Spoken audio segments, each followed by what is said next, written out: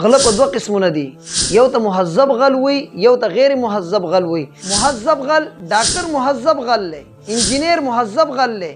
ملازم مهذب غل دی، دکاندار مهذب غل دی، ریړای والا مهذب غل دی. ولی هغه غلا کوي په داسې طریقې منې کوي چې مخامخ سړی پکې خوشحاله چې ماشاءالله ما سره ډېره نیکي وکړه، زه تللی وم ما باندې بیماري راغل وه، 10 قسمه ټیسټونه را باندې وکړه، زما د صحت یې ډېر خیال وکړو. غریب پکې د دې نه خبر نه و چې هغه ته د یو ټیسټ ضرورت و او ده پې 10 قسمه ټیسټونه وکړه. دارنګې دوکاندار خوا ته لاړ شي،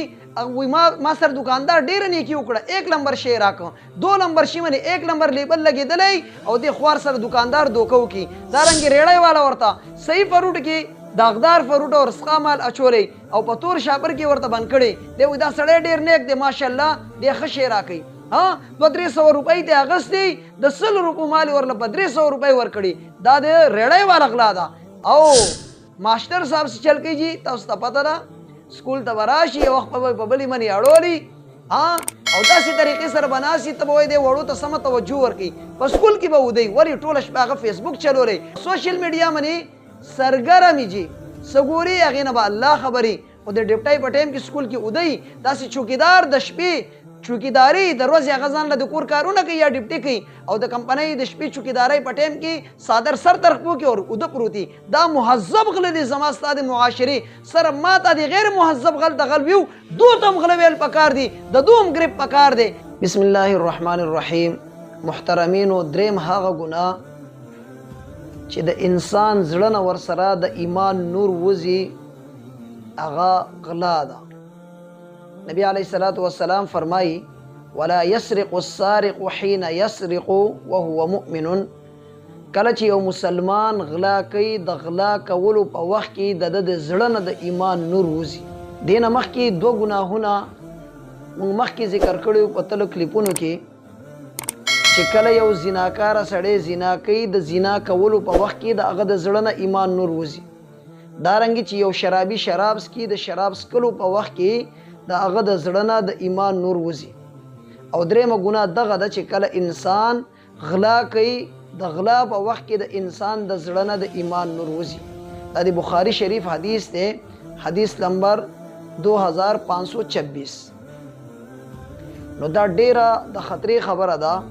چې کله د انسان په زړه کې ایمان نه وي او داسې وخت کې د باندې مرګ راشي دی به څه کوي. الله کریم د هر مسلمان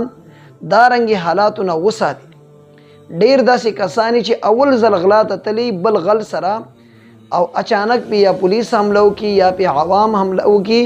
او هغه په هغه عملې کې مړ شي. نو دا وګورئ عزیزانو، په یوې غلطۍ کې داسې بې ایمانه د دنیا نه لاړ شي. الله د هر انسان د دارنګې خطرناکې واقعاتو نه چې انسان ایمان پکې هم ځي، د انسان عزت پکې هم خرابېږي، د انسان د فیملی چې کوم وقار په علاقې کې او په کور کلي کې کوم عزت او هر څه ورسره په دو لګېږي،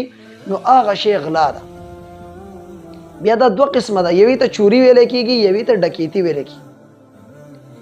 غل او ډاکو کې لږ فرق دی. غل دې ته ویلی کېږي چې په پټه باندې د بل نه شي اخلي، یعنی یو انسان له جیب کټ کې د یو انسان جیب نه موبایل وباسي، یو کور ته ووړي، په پټه باندې بیټري ویسي، پنکه ویسي، بل یو شی ویسي. او ډاکو دې ته ویلی کېږي چې تماچه انسان په سر باندې کېږدي او په وچ زور باندې شي اخلي. نو د کوم چې غل دی په پټه باندې شی پټوي، شریعت د هغې سزا چې کومه مقرر کړې ده هغه دا مقرر کړله چې د نه لاس کټ کړي. کله چې چوری شي د کوم شی چې د کوم شی چې د غلا کړی دی د هغې قیمت 10 درهمه وي، نو چې یو شي قیمت 10 درهمه او شریعت وایي د نه لاس کټ کړي. نن سبا خلک اعتراض کوي، دا لیبرل خلک چې دی د دنیا دو وی یار د 10 درهمو دپاره لاس کټ کوي. نه، شریعت ډیر ګهره انداز سره ګوري ورته. د نن د یو نه موبایل پټ کړي، بل نه سبا بیزه پټه کړي، بل نه سبا غوا پټه کړي، بل ورځ بینک ماتوي، بل ورځ بیا د ډاکو ته راوځي. ډاکو سړی چې ډاکو ته راوتلی د خلکو په سر باندې تماچه ایږدي، دکې دا جرت اسې نه پیدا شي. دې پسې شاته یو لوی بیګرونی د اول نه وړې وړې غلاګانې کړي، د وړو وړو غلاګانو سره د ډېر غټ کانفیډنس میلاو شوی. نو بیا د دې حد ته راشي چې تماچه راواخلي او سره عام خلکو په سر باندې تماچه ایږدي او په وچ زور باندې په بدمعشۍ باندې د خلکو نه پیسې اخلي. دا رنګې که یو سړی تا نه په وچ زور باندې په وچ زور باندې درنه پیسې اخلي ته خپل د مال په دفاع کې که هغه مړ کړي ته شهید یې او که تا مړ که پتا څه قسمه دیت نشته پتا څه قسمه شریعت دې طرفه سزا نشته ولی تا خپل د مال په حفاظت کې ډاکو وجلی پکار دا ده چې دا ډاکو ونیسلی شي او د وخت حکومت ورته سزا ورکړي قاضي ورته سزا ورکړي او که یو ډاکو د قشانی یو سړی مړ که شریعت دا وایي دی ونیسئ په سولی باندې وخیجو پانسی ورته ورکوي په سولی باندې وخیجوئ چې ټولو خلکو دپاره عبرت شي چې په کومې علاقې کې د شرعي قوانینو نفاذ کیږي هغلته بیا کرایم رایټ چې دی بلکل زیرو ته راشي یو سړي نه چې یو ځله لاس کټ شو نور غله چې هغه ته ګوري تاسو ماته ووایي هغه به بیا غلا وکړي د هغه پلار هم غلا نشي کولی خو چې لاس دې نه کټ کوي نن یې موبایل پټ کړلی سبا به غټې غلاګانې نو عزیزانو یوه خبره درته د دې نه بله د مزې وکړم د غلو هم دوه قسمونه دي یو مهذبه غله دي یو غیر مهذبه غله مهذبه غله خو مونږ ته معلوم نه دي غیر مهذبه مې درته ذکر کړه چې ډاکو دی چور دی مهذبه غلو کې ډېر خلک راځي هغو باندې زموږ نظر نه په مهذبه غلو کې اول نمبر باندې ډاکټر راځي اوس به تاسو وایئ چې مولوي صاحب څه وایي ډاکټر څنګه غلی ته یو ډاکټر ته لاړ شي ستا د معدې مسله ده یا ستا د ګردې مسله ده او هغه ته پته ده چې د صرف د دې د معدې مسله ده او هغه ته 100 قسمه ټیسټونه ولیکي او داسې لیبارټرۍ کې به تا باندې ټیسټونه کوي چې هغه لیبارټرۍ کې د هغه کمیشن تاسو به د دې خبرې خیال کړئ تجربه به وي تاسو یو بلې لیبارټرۍ نه تاسو ټیسټونه وکړئ چې ډاکټر تاسو ته نه لیکلي هغه دغه لیبارټرۍ ټیسټونه مني هم نه ولې هلته د هغه نه کمیشن نه میلاوي نو دا مهذبه دارنګې هر ډاکټر خبره نه کوم دارنګې ډاکټر خبره کومه چې خامخا په خلکو باندې ټیسټونه کوي او خامخا تا ته دوایانې لیکي یو سړي ته به ملیریا بیماري او هغه به تا ته نور 100 قسمه دوایانې ولیکي ولې سټور د هغه خپل دی هلته هغه ته کمیشن میلاویږي دوایي والا طرف نه ورته هم میلاویږي او دا سټور کې چې کوم سړی کار کوي د سره هم په کمیشن یا په پارټنرۍ باندې نو خپلې دوایي خرڅولو دپاره د یو غریب انسان په جیب باندې دی ډاکه ووایي هغه ته د 100 روپو دوایي ضرورت دی ورته د 2000 ورکړي د 1500 دوایي ورکړي دا مهذبه طریقې سره غلا کول دي محترم دویم نمبر باندې دی چې دی هغه انجینیر دی سرکاري انجینیر دی د روډ نقشه واچوله یا د بلډینګ نقشه واچوله ټیکدار ورسره هم ګپله وکړه شی سم نه دی جوړ کړی انجینیر صاحب راشي هغه نقشه پاس کړي منځ کې پکې کروڑ روپۍ رشوت واخلي یا پکې په لکو باندې رشوت واخلي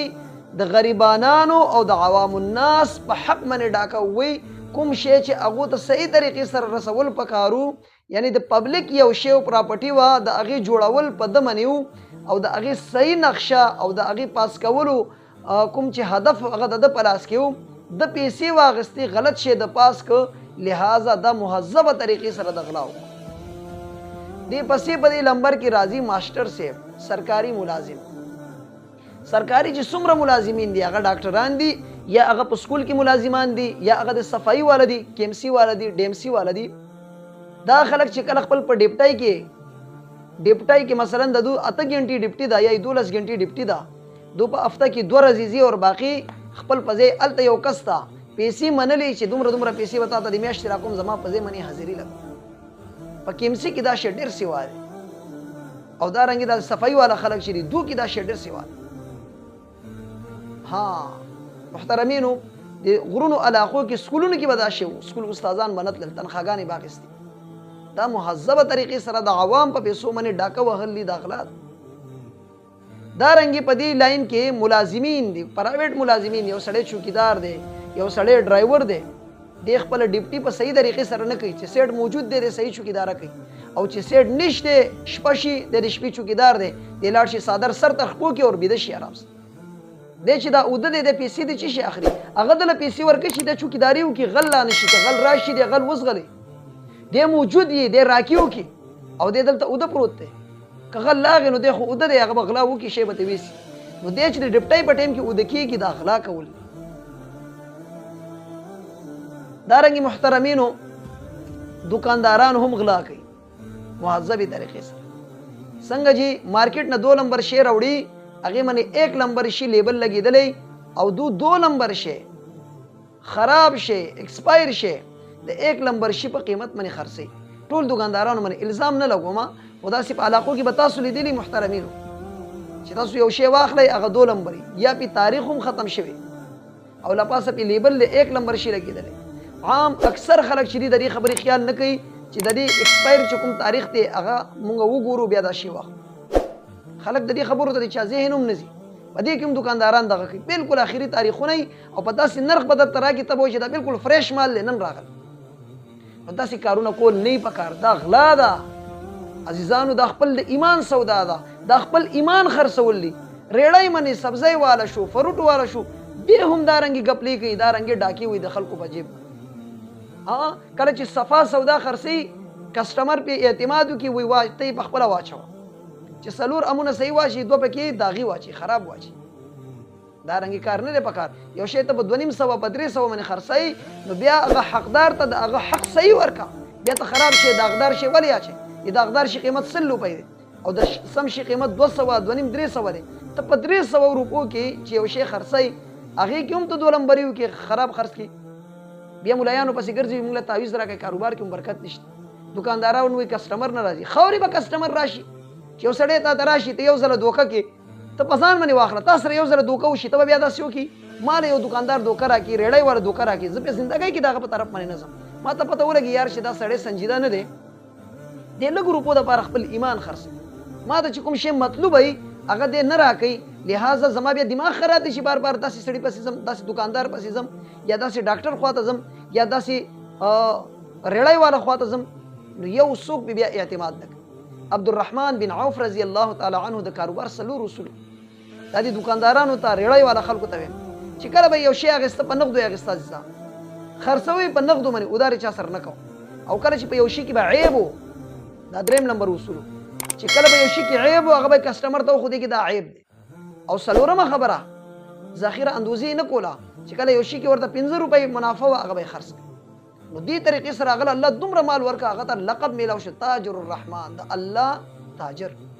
نو که تاسو محترمینو دارنګ کار شروع کړئ ډاکټرانو تاسو ایمانداری شروع کړئ یو سړی ته یو انجکشن ضرورت ایته ورته یو انجکشن و یو سړی ته یو پیناډول ګولۍ ضرورت ایته ورته یو پیناډول ورکړئ یو سړی ته یو ټیسټ ضرورت هغه تاسو یو ټیسټ ورته وکړئ سبا له په خوشحالۍ باندې راځي تا خپل ایمان هم خرڅ نه کو او د هغه د خیال وساته نو د ایماندارۍ په برکت بل لس کسان ته هغه نور ته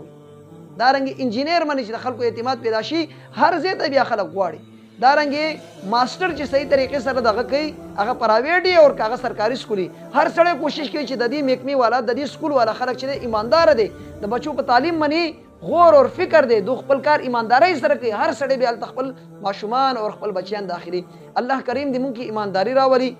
نبی علیہ الصلوۃ والسلام فرمایي هغه زما امت نه دي چې کوم سړی بل ته دوکه ور کوي لہذا مونږ تاسو له ایمانداری پکار ده الله کریم دې مونږ تاسو په سیده لار باندې روان کړي آمین واخر دعوانا ان الحمد لله